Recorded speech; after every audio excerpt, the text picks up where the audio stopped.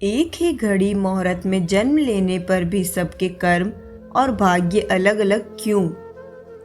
एक बार एक राजा ने विद्वान ज्योतिषियों और ज्योतिष प्रेमियों की सभा बुलाकर प्रश्न किया कि मेरी जन्म पत्रिका के अनुसार मेरा राजा बनने का योग था। मैं राजा बना, किंतु उसी घड़ी मुहूर्त में अनेक जातकों ने जन्म लिया होगा जो राजा नहीं बन सके। क्यों? इसका क्या कारण है? राजा के इस प्रश्न से सब निरुत्तर हो गए। क्या जवाब दे कि एक ही घड़ी मुहूर्त में जन्म लेने पर भी सबके भाग्य अलग अलग क्यों है? सब सोच में पड़ गए कि अचानक एक वृद्ध खड़े हुए और बोले, महाराज की जय हो। आपके प्रश्न का उत्तर भला कौन दे सकता है? आप यहाँ से कुछ दूर घने जंगल में यदि जाए तो वहां पर आपको एक महात्मा मिलेंगे, उनसे आपको उत्तर मिल सकता है।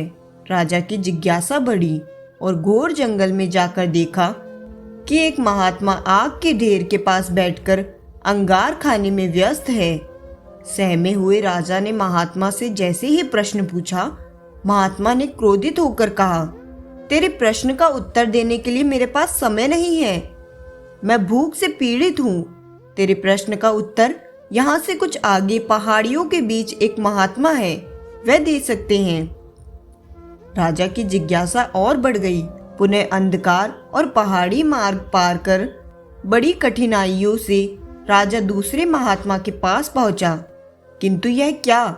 महात्मा को देखकर राजा हक्का बक्का रह गया। दृश्य ही कुछ ऐसा था।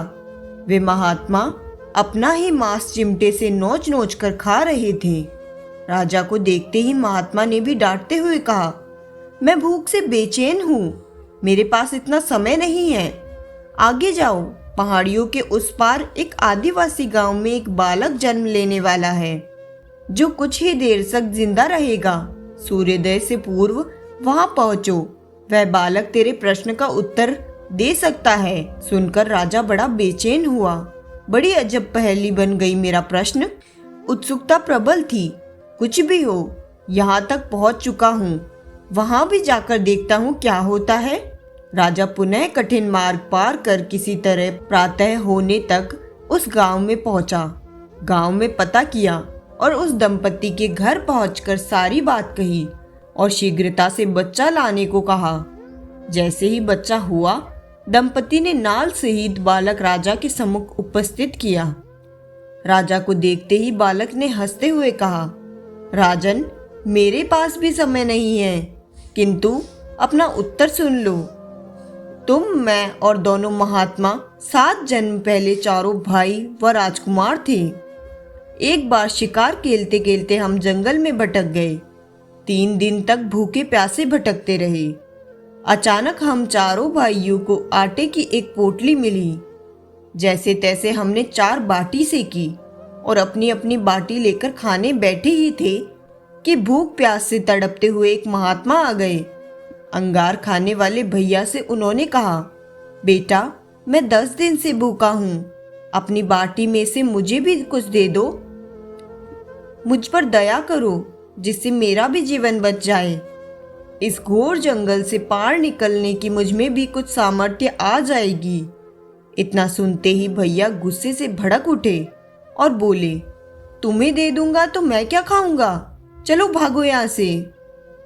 वे महात्मा जी फिर मांस खाने वाले भैया के निकट आए।